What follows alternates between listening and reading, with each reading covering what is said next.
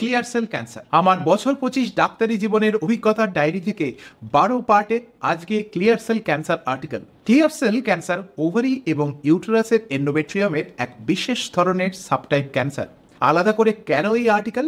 তার কারণ clear cell cancer আর 5 ধরনের ওভারিয়ান ক্যান্সার বা ইউটেরাস ক্যান্সারের মতো মোটেই নয়। যেহেতু এটা অপেক্ষাকৃত বিরল ধরনের ক্যান্সার এবং সাধারণত অল্প বয়সী পেশেন্টদের হয়, তাই অবিশ্বাস আর দ্বিধাদ্বন্দ্ব কাজ করে। অসম্পূর্ণ সার্জারি, কখনো কখনো সম্পূর্ণ করার জন্য আবার দ্বিতীয় সার্জারি করতে হয়। এছাড়াও ক্লিয়ার সেল ক্যান্সারের সাথে লিঙ্ক রয়েছে এন্ডোমেট্রিওসিস বলে এক ধরনের নন ক্যান্সার কন্ডিশনের। সবই রইল এখানে। সারা পৃথিবী জুড়েই ক্লিয়ার সেল ক্যান্সার নিয়ে স্পষ্ট পেশেন্ট ফ্রেন্ডলি ইনফরমেশনের বেশ অভাব, তাই আজকে এটা আপনাদের জন্য। এক, কেন নাম ক্লিয়ার সেল? সাধারণত মানুষের শরীর তৈরি হয় 37 লক্ষ কোটি কোষ দিয়ে। একটা কোষ আণুবীক্ষণিক একটা স্ট্রাকচার, যার মধ্যে থাকে কোষ এবং তার মধ্যে তার কেন্দ্র নিউক্লিয়াস। নিউক্লিয়াসের বাইরে বাকি থকথকে জেলির মতো কোষের অংশটিকে বলা হয় সাইটোপ্লাজম। মানুষের কোষ ভালোভাবে মাইক্রোস্কোপের নিচে দেখা যায় না, দেখতে হলে টিস্যুতে রং দিতে হয়, তার নাম স্টেইন। বায়োপসির পর কোষগুলোকে মাইক্রোস্কোপের নিচে হিমাটক্সিলিন এবং ইওসিন স্টেইন বা রং দিয়ে দেখা হয়। মানুষের কোষের সাইটোপ্লাজমের রং নায় গোলাপি, কিন্তু ক্লিয়ার সেলে সাইটোপ্লাজমের রং খুবই ফ্যাকাশে বা একদম স্বচ্ছ হয়। ক্লিয়ার সেলে অর্থাৎ কোষের সাইটোপ্লাজমের মধ্যে জমে থাকে এক বিশেষ ধরনের কার্বোহাইড্রেট, গ্লাইকোজেন এবং ফ্যাট। গ্লাইকোজেন আর ফ্যাট এই রং নিতে চায় না, তাই পাশের বাকি নর্মাল টিস্যুকে গোলাপি দেখালেও মাইক্রোস্কোপের নিচে ক্লিয়ার সেল টিউমারের কোষকে দেখে তার চেহারা গোলাপির বদলে ফ্যাকাশে বা ক্লিয়ার রঙের দেখায়, তার জন্যই এর নাম ক্লিয়ার সেল। 2, ক্লিয়ার সেল ডায়াগনোসিসের কনফিউশন কেন? কোনো অসুবিধে হলে মানুষ কি করে? স্ক্যান বা ব্লাড টেস্ট, দুটোতেই ডাক্তারকে ধোকা দিতে পারে ক্লিয়ার সেল। যখন ওভারিতে সিস্ট বা টিউমার ধরা পড়ে, তখন ডাক্তাররা সার্জারির আগে CO125 বলে এক ধরনের টিউমার মার্কার করান। অনেক ধরনের ওভারিয়ান ক্যান্সারের CO125 বাড়তি থাকলেও ক্লিয়ার সেল ক্যান্সারের ক্ষেত্রে CO125 নর্মাল রেঞ্জের মধ্যেই থাকে। তাই অনেক সময় অপারেশনের পর রিপোর্ট দেখে চমকে যান পেশেন্ট এবং ডাক্তার। হয়তো ততক্ষণ সার্জারি হয়েই গেছে এবং ক্যান্সার ভেবে সার্জারি করা না হয়ে থাকলে সার্জারি আজকে অসম্পূর্ণ, তাই প্রয়োজন দ্বিতীয় সার্জারির।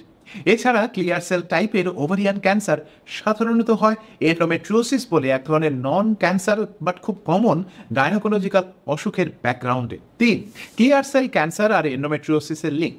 এন্ডোমেট্রিওসিসেও থাকে ওভারিয়ান সিস্ট।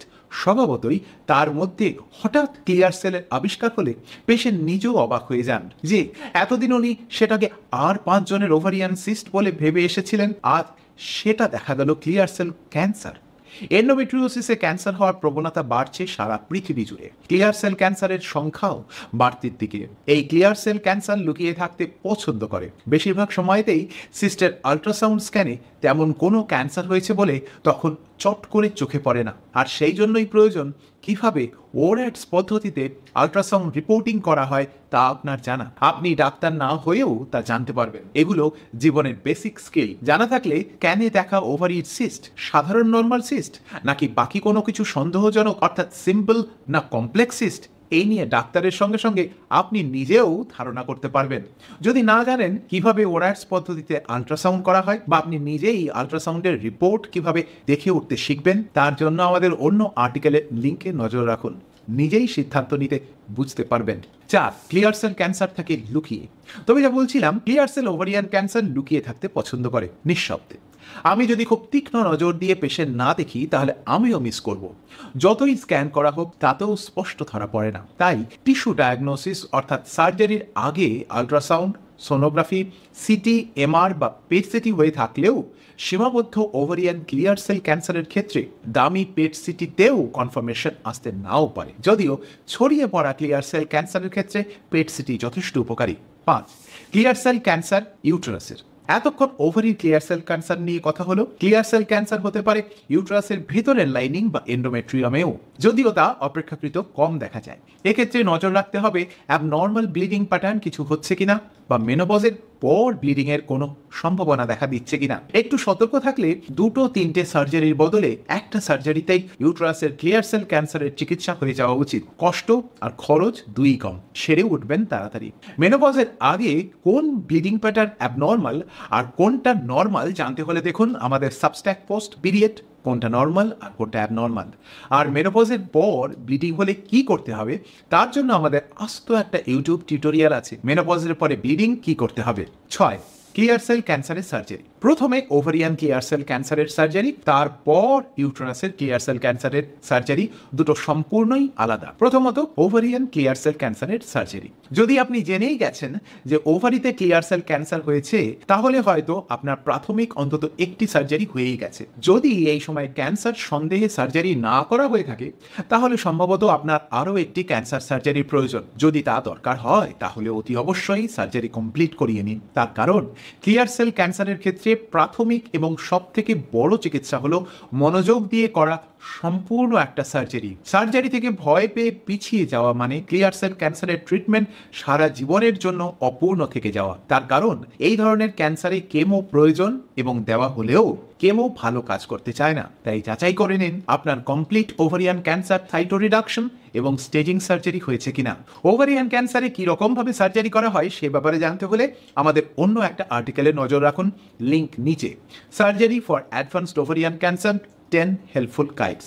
এবার ইউটেরাসে ক্লিয়ার সেল ক্যান্সারের সার্জারি। যদি ইউটেরাসে ক্লিয়ার সেল ক্যান্সার হয়ে থাকে, তাহলে আপনার যদি শুধু হিস্টেরেক্টমি হয়ে থাকে তাহলে দ্বিতীয় ক্যান্সার সার্জারির প্রয়োজন। শুধু হিস্টেরেক্টমিতে স্টেজিং এবং সাইটো রিডাকশন সার্জারি সম্পূর্ণ নাও হয়ে থাকতে পারে। যদি প্রথম থেকেই আপনার সার্জন ধরেই নিয়েছিলেন বা জানতেন আপনার ক্যান্সার হয়েছে, তাহলে হয়তো আপনার অঙ্কো সার্জিক্যাল প্রিন্সিপালস ফলো করে সার্জারি হয়েছে। সেক্ষেত্রে অবশ্য প্রথম সার্জারিতেই আপনার সার্জারি সম্পূর্ণ হয়ে যাওয়ার কথা। আপনি যদি সরাসরি আমাদের পেশেন্ট হয়ে থাকেন তাহলে নিশ্চিত থাকুন আপনার সার্জারি কমপ্লিট। মনে রাখতে হবে ক্লিয়ার সেল ক্যান্সারের ক্ষেত্রে, বিশেষত গাইনোকোলজিক্যাল অর্গানের ক্যান্সারের ক্ষেত্রে পেটের অন্যান্য অর্গান যেমন কিডনি, ব্লাডার ইত্যাদিরও ন্যূনতম চেক করে নেওয়া বাঞ্ছনীয়, অন্তত স্ক্যান করিয়ে। তাই ইনভেস্টিগেশন এবং ডায়াগনোসিস শুধুমাত্র গাইনোকোলজিক্যাল অর্গানে সীমাবদ্ধ রাখলেই চলবে না। ক্লিয়ার সেল ক্যান্সারের ক্ষেত্রে পুরো পেটের স্ক্যান অর্থাৎ সিটি স্ক্যান বা পেট সিটি স্ক্যান হয়েছে কিনা সেই ব্যাপারে যথেষ্ট নজর রাখুন। আলট্রাসাউন্ড কিন্তু যথেষ্ট নয়। ক্লিয়ার সেল ক্যান্সারে কেমোথেরাপি। ক্লিয়ার সেল ক্যান্সার নামে মাত্রই ক্লিয়ার, আসলে এ বেশ দুষ্ট ধরনের ক্যান্সার। তাই খুব অল্প স্টেজে আবিষ্কার হয়ে থাকলেও ক্লিয়ার সেল ক্যান্সারের ট্রিটমেন্ট শুধু সার্জারিতে শেষ হয়ে যায় না, এরপর প্রয়োজন কেমোথেরাপি। যদিও ক্লিয়ার সেল ক্যান্সার খুব ভালো কেমো সেন্সিটিভ নয়, অর্থাৎ ক্লিয়ার সেল ক্যান্সার কেমোতে খুব কাবু হয় না, তবুও কেমো কেন? ইউটেরাস এবং ওভারি দু ধরনের ক্লিয়ার সেল ক্যান্সারেই ডাক্তারবাবুরা চেষ্টা করেন বিজ্ঞানের কাছে থাকা সমস্ত শক্তিটুকু দিয়ে ক্লিয়ার সেল ক্যান্সারের বিরুদ্ধে প্রাণপণ লড়াই করতে। তাই একটা ভালো কোয়ালিটির সার্জারির পর সারা পৃথিবী জুড়েই ক্লিয়ার সেল ক্যান্সারের পেশেন্টকে কেমো অফার করা হয়। তার কারণ সার্জারি, কেমো আর রেডিয়েশন ছাড়া বিজ্ঞানের হাতে আর তেমন কোনো অ্যান্টি ক্যান্সার অস্ত্র নেই। তাই যুদ্ধং দেহি। 8. ক্লিয়ার সেল ক্যান্সারের চিকিৎসা বিভ্রাট কেন হয়? ক্লিয়ার সেল ক্যান্সার অপেক্ষাকৃত বিরল ধরনের ক্যান্সার, সেখানেই সমস্যা। হাসপাতালে বসে ফেসবুক, ইউটিউবে একজন পেশেন্ট আরেকজন পেশেন্টের কাছ থেকে ট্রিটমেন্টের গল্প শোনেন, বুঝতে পারেন বন্ধুর ওভারিয়ান ক্যান্সারের সাথে ওনার ক্লিয়ার সেল ক্যান্সারের ট্রিটমেন্ট মিলছে না। তাই পেশেন্টরা কনফিউজড হয়ে যান। এছাড়া কখনো কখনো উনি দেখেন স্টেজ খুব অল্প থাকলেও ওনাকে সার্জারির সাথে সাথেই কেমো দেওয়া হচ্ছে। এক্ষেত্রে পেশেন্ট অবিশ্বাসে ভুগতে থাকেন যে হয়তো ওনাকে ভুল বোঝানো হয়েছে বা ভুল ট্রিটমেন্ট দেওয়া হচ্ছে। এসব ক্ষেত্রে ডাক্তারের সাথে খোলাখুলি আলোচনা করে নিন এবং সম্পূর্ণ বিজ্ঞানটা জেনে নিন। 9. ক্লিয়ার সেল ক্যান্সারের ফলো আপ, সেটা আলাদা। আর 5টা ওভারিয়ান ক্যান্সারে ক্লিনিকে ফলো আপে দেখার সাথে সাথে CA-125 ব্লাড টেস্টে ফলো আপ হয় অন্তত 5 বছর। ক্লিয়ার সেল ক্যান্সারের ক্ষেত্রে CA-125 বাড়ে না বলে এই টেস্ট ক্লিয়ার সেল ক্যান্সারের জন্য যথেষ্ট নয়। যদিও ক্যান্সার অনেকখানি ছড়িয়ে থাকলে CA-125 অ্যাবনর্মাল লেভেলে পৌঁছে যেতে পারে। তাই ক্লিয়ার সেল ক্যান্সারে CA-125 আদর্শ ব্লাড টেস্ট না হলেও CA-125 তবুও করা হয়। সাথে প্রয়োজন হতে পারে স্ক্যানের। সার্জারির পর স্ক্যান কাজে আসবে আপনার। 10.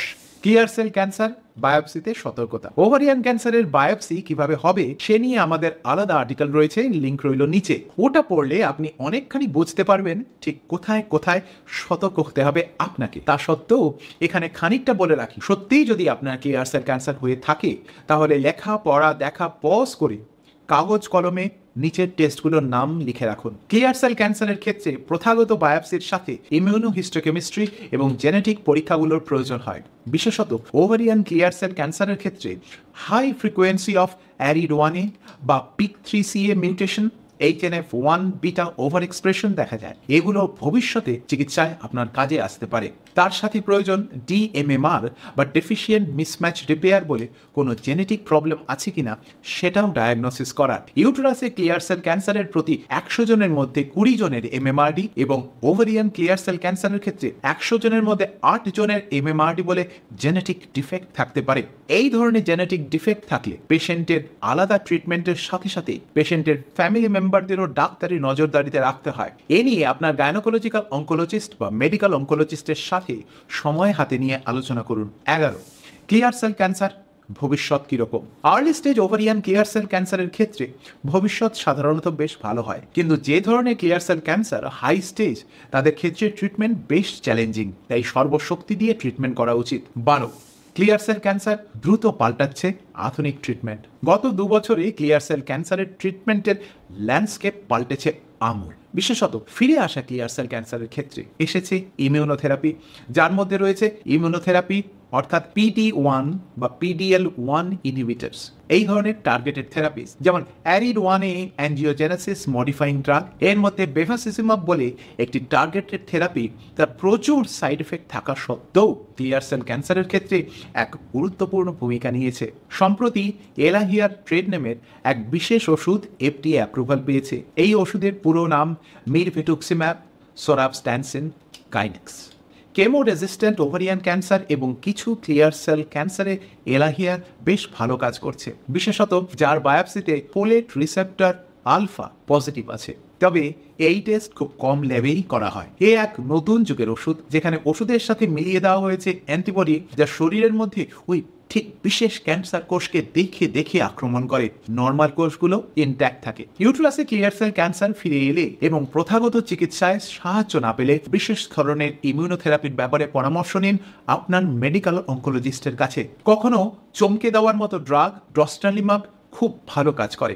গবেষণা চলছে পেমব্রোলুজিম্যাব নিয়েও। এখানে অনেক ট্রিটমেন্ট এখনো ভারতবর্ষের সব জায়গায় পাওয়া যায় না, এবং আপনার ক্ষেত্রে এই ট্রিটমেন্ট লাগবে কিনা তা জানার জন্য যে বিশেষ বায়োপসি করা দরকার, সেই বায়োপসিও ভারতবর্ষের সব জায়গায় করা সম্ভব নয়। আপনি USA, UK, European Union, Australia, নিউজিল্যান্ডে থাকলে সুযোগ পেতে পারেন। খরচ সাপেক্ষ হলেও প্রয়োজনে অনেক সময় এই ওষুধগুলো বেশ কাজে দেয়। যদি আপনি এই আর্টিকেলের PDF ফাইল পেতে চান, তাহলে নিচের লিঙ্কে ফর্ম ফিল আপ করুন।